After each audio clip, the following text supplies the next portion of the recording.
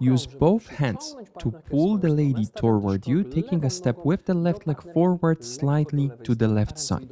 Hands go up, then to the sides with a broad motion and onto the lady's back. To embrace her, you end up with your right side to the audience, ladies on your right side as well. Shift your weight to the right leg. We're about to get into the dip. Step forward, rotate your body 45 degrees clockwise toward the lady. Keep your back straight and straighten your elbow to lead the lady into the pose. The most important thing is not to lean over your partner. Contrary, create a counterweight, keeping your back straight. Then straighten your knee and pull the lady toward you. Stay on the left leg. Now the lady's perspective.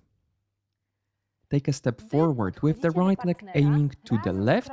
At the same time, raise both your hands and place them on the man's shoulders behind his neck. Getting into the dip, take a step backward with the right leg, shift your weight to the right leg, right knee is bent, left leg is straight and in front of you. Direct your hips up and to the man and tilt your head and upper body backward, holding on to the man with your hands. But avoid pulling the partner with you. If you want this pose to be bigger, bend your knee more and slide your hands down along his arms. Getting back up, place your hands again behind the man's neck. Let's show this from the opposite side. And step to each other, hands go up, bend your knee, backward step, direct your hips forward, tilt your upper body backward, back up, straighten your knee, connect your feet.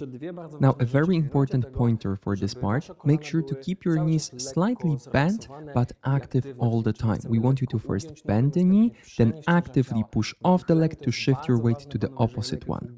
Notice that the opposite knee is bent right away. Make sure to direct your hips forward to the lady because this is the base of the pose. So hips are together, upper bodies are away. At the end, help the lady to get back to the vertical position.